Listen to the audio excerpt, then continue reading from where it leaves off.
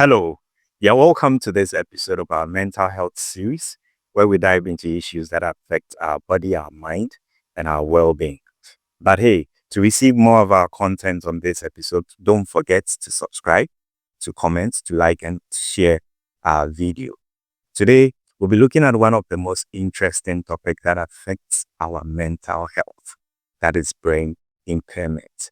Do you know that your brain is the human command system of the body? Do you know that the brain helps us to think and it's influence how you feel and interact around the world? Joining me today has always been our clinical psychologist, neuropsychologist at the Department of Education and Psychology in the person of Dr. Daniel Mienza. Doc, you're welcome to today's episode. Thank you for having me, Alfred.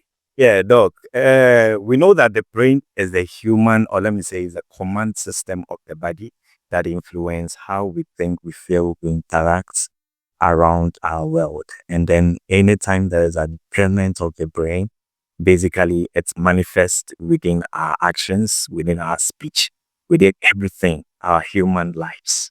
So there are people out there that are very much naive when we say someone's brain is impaired.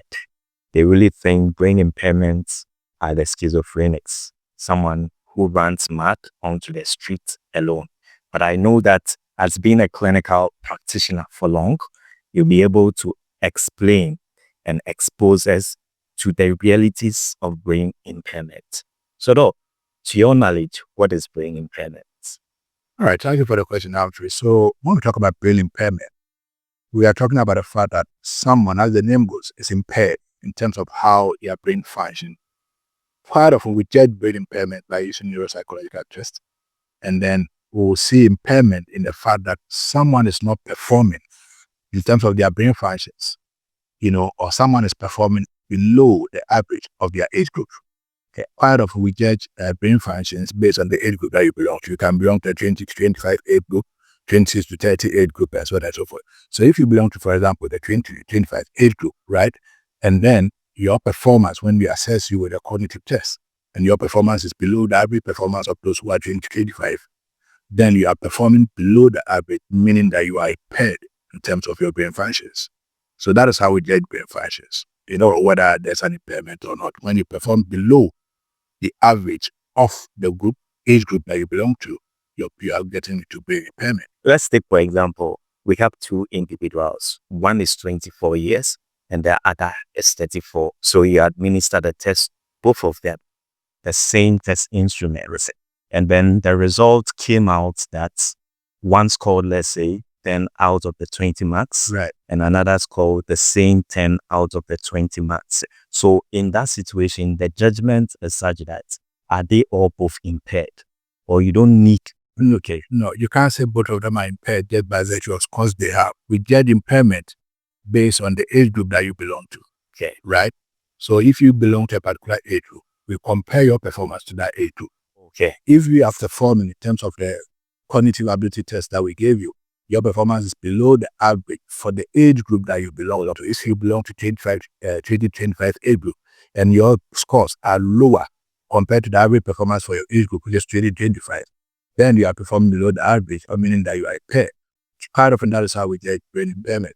So it's not a question of one person belonging to another age group. It's not even with another age group. It's about you and your age group. Okay. Right? So you and your age group. Are you performing at the same level to people within your age group? Or are you performing below them or above them? That is how we judge your health. So specified within the person's age group. Exactly. So, Doc, let's look at some of the symptoms of brain impairment. Usually at times when we see someone is impaired, there is a lot of diversity that individual shows, person A, person B, person C, maybe with a specified type of brain impairment, there may be a particular symptoms that is aligned to them. So share with us some of the major symptoms that we can see among individuals who have brain impairment. So when people are brain impaired or there's brain impairment, someone is experiencing brain impairment, a number of symptoms that we can look at. Okay. They lost their memory. So for example, they can struggle to remember something you've discussed with them. And also, when you are in conversation with them, it's difficult for them to follow through the conversation that you are having with them. They keep getting lost in the conversation. Wow, what did you say? What do we get to? And all of that, right? Brain impairment can also manifest in that people will struggle when it comes to organizing, planning, making decisions, solving problems in their daily lives. Wow. Right? Brain impairment can also show in the fact that someone is struggling to be able to, for example, understand language and also produce language.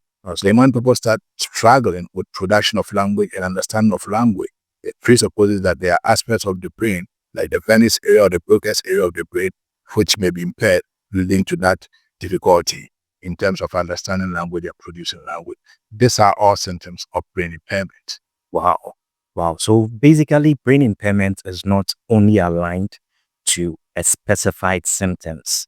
Yeah, varied symptoms that is associated with individual that experience brain impairment. What? So, Doc, let's look at the major causes. We know that, and they are varied causes to brain impairment. And I know that being a specialist for a very long time, you could be able to give us a deeper exposition to what actually causes the impairment of the brain among individuals.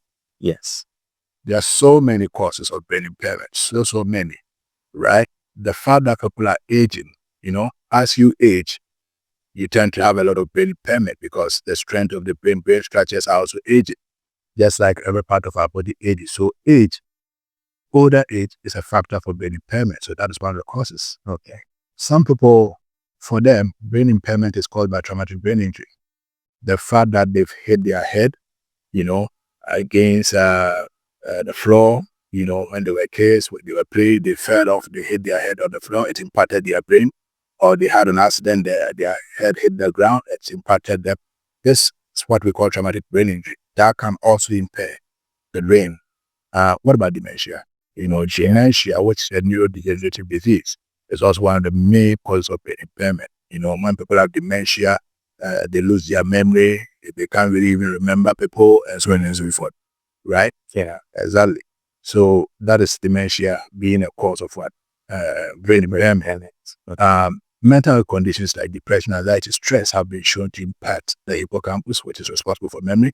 Yeah. And these mental challenges like depression, anxiety, stress are also known to impair brain structures responsible for memory and therefore lead to brain impairment. Right? Physical conditions like diabetes, stroke, and so on and so forth are also known to impair the brain. Right?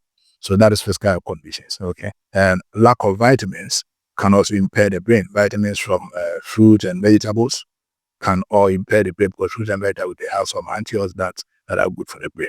Interesting. Lack of enough fish in your diet can also be a cause of brain impairment because fish is known to contain omega-3 fatty acids, which are important for brain development. When you don't take enough fish, it can also be a cause of brain impairment. Right? Taking substances can also be a cause of brain impairment. So taking alcohol, excessively take alcohol, smoking cigarette, smoking marijuana, cocaine, all these hard substances have been shown to impair the brain and lead to brain impairment. All right? Yeah. How about high intake of sugar foods or sugar drinks? Sugar is one of the deadliest, things that really impair the brain. And there are many studies that have proven this, as well as high fat foods. So foods that are fatty foods, can also impair the brain. So a friend of mine did an experiment in Australia, gave one group of people high fat foods, and then sugar drinks, sugar foods, for 3 days. After testing their brain, functions, he realized that those who take the high fat foods and high sugar foods got impaired, telling you that the effect of high fat food and sugar foods on the brain is really high. So that is also another thing that can impair the brain, right? There are so many things that can impair the brain. Leading a sedentary lifestyle, lack of movement, because it's known that exercise and physical activity help the brain to release neuroprotective chemicals that improve the brain, right? So leading a sedentary lifestyle has also been shown to impair the brain. Loneliness is also known to impair the brain, but loneliness leads to depression, anxiety, stress, and that can also impair the brain, right? So many factors, talking about loneliness, talking about lack of exercise, and so many more that you can take off. All are factors that can impair the brain. What about financial stress in this time? The financial challenges that people go through, right? not having money, struggling with money, bringing you to an emotional state called financial stress, and also impair the brain. In fact, in this time, because of financial challenges, the whole world, for many people are trying to develop brain impairment because of financial stress and financial challenges. So there are so many factors that can impair the brain. Wow. Wow. That's very extensive. So, Doc, based on what you said, so basically it means that the brain impairment is not linked to one particular cause. There are varied number of causes. Yeah. So, Doc, based on what you said concerning the causes of brain impairment, you made very key information there with regard to, when your head falls or hits on the ground. Back in the days when we grew up as students, or even in the courtyard of our family, most of the time our parents used to knock us, and even the teachers. When you get something wrong, you realize that they start hitting your head. So, though, with that, can we say it's a basis that is leading to brain impairments in most of our lives? Well, any beating of a kid or anybody on the head, if it's severe enough to impact the head to the brain, if it's strong enough to impact the brain by hitting the head of a kid or any other person, if it's severe to impact the brain, then we see brain impairment. Maybe not just in one hit, but even in gradual forms. You hit today, you hit tomorrow, you hit, over time, they can impair because it depends on the impact that it will have on the brain, because that is force being applied to the head, which will impact the brain, which is in the head, right? So if done even in a small amount over time can also impair the brain. It's possible. Right? Same way with the traumatic brain injury case that we talk about, that people can actually have an accident, fall off. Yeah, it's just because of the impact of the ground or the accident they had on their head, which impacts the brain, which can lead to brain impairment. So you heard what Doc said. Please, parents and teachers, let us take good care of our children. The head contains the brain, which is the most important organ within the human body. So, Doc, let's finalize let's look at some of the preventive measures that, as individuals out there, or maybe there are some families with individuals who have brain impairment. What are some of these clinical interventions, or maybe a coping strategic intervention that we have developed to prevent us from falling into the victim of being brain impaired, or individuals who are having brain impairment? What can we do for them to help them adjust with their situation? So I'll answer your question from two ways. So one, what can we do to prevent brain impairment? Yes. Two, what can someone who is already brain impaired exact? The answer that I give you answers both over there. Because when you are brain impaired and you do some of these things, it helps you, right? So what people can do to prevent brain impairment or help their brain to heal if they've been impaired, right? They are like all the causes that we spoke about, right? Some is not something you can do anything about. For example, aging. You can't do anything about the fact that you are aging, and that is leading to an impairment, right? Just like all the body parts age. And talk about dementia. We still don't have a cure for dementia. So when dementia comes in, it will impair your brain. So we want to look at the ones that we can do something about, right? And that one we talk about excessive alcohol intake, right? Yeah. Whether you are impaired or you are trying to prevent brain impairment, you have to cut alcohol from what you take into your body. Excessive alcohol intake has been shown to impair the brain time and time and again. What about excessive smoking or cigarette smoking or marijuana smoking, taking of cocaine? All these substances have been shown to have chemicals that impact the brain, right? So cutting smoking can also help prevent brain impairment. At the same time, it can help someone who is trying to heal from brain impairment, right? Or make recovery from brain impairment. You get a better exercise. It's been shown time and time and again that lack of physical activity or exercise, leads to brain impairment. The opposite will rather heal the brain. So all you have to do is make sure that you have some physical activity in your daily routine. Exercising, or jogging, walking, running, all these exercises will help the brain to release neuroprotective chemicals that protect the brain from impairment, right? What about cutting down on excessive sugar intake? Sugar is one of the deadliest substances that impair the brain. So if you want to prevent brain impairment or you are trying to heal from brain impairment, sugar has to be reduced drastically in your diet, right? Yeah. Talking about sugar, we are not referring to added sugar. We're also referring to the carbs, carbohydrate. And we know that carbohydrate ends in glucose. The end product after digestion, glucose, that's also sugar, right? Which also impairs the brain. steady session it over and over again. So we need to cut down carbs as well. What about high fatty foods? Indomie, and then let's like high fatty foods. We need to don't have high fatty food because, like I told you, the experiment that a friend did, and then many others did, showing that high fat foods also impair your weight. So cutting them down will definitely help you or do you some good. There are so many things that we can do. What about making sure that we are not living a lonelier life? Because loneliness has been shown to impact the brain as well, right? Loneliness leads to depression, anxiety, stress. One way to also prevent brain impairment is to make sure that you are dealing with depression, anxiety, stress.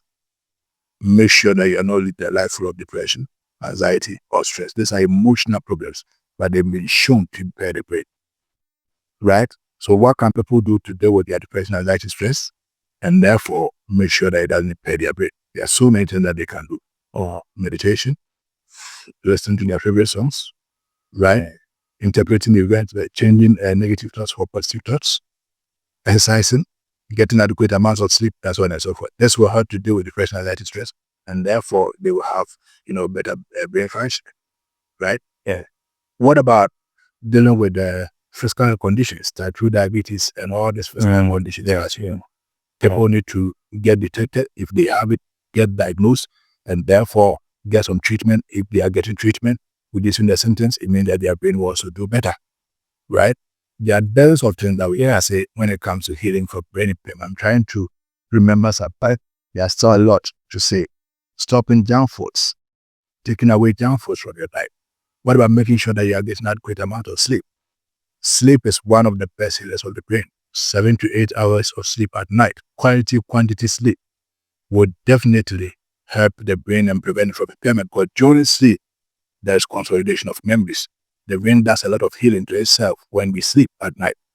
So we also have to make sure that we are adding sleep to our regular routine if we are trying to prevent brain impairment or you are trying to heal from brain impairment, right? So many things to do when it comes to brain. Wow, there are so many things to do when it comes to brain impairment and even how you should intervene when you are brain impaired. There are a lot of things Dr. Mienza has spoken about as far as brain impairment is of concern. We've looked at the causes and we've looked at how you, your family, can prevent brain impairment. So, Doc, let's take your last advice for viewers. What is this best advice that you can give out to people watching us in the world concerning brain impairment? I say that we use our brain to do every activity in our lives, and we need our brain more than ever. Fortunately, brain impairment cases are becoming more and more in the world because of some 3 or 4 major things. Excessive alcohol intake, excessive smoking, whatever substance you smoke, too much sugar foods, too much fatty foods. These guys are the things that we need to look at. Also, lack of exercise. We now have a lifestyle in our modern time that physical activity has been taken out of our lives. We are sitting in offices, we are always sitting in cars, and we don't move. Lack of movement impairs the brain. We need to make sure that we are moving more for better brain functioning. That is all I'll say. Well, you need to ensure that you are moving more for better brain function. Thank you, viewers, for joining us on this episode. And it has always been our lecturer, clinical neuropsychologist, Dr. Daniel Menza. See you in our next episode. Thank you for watching.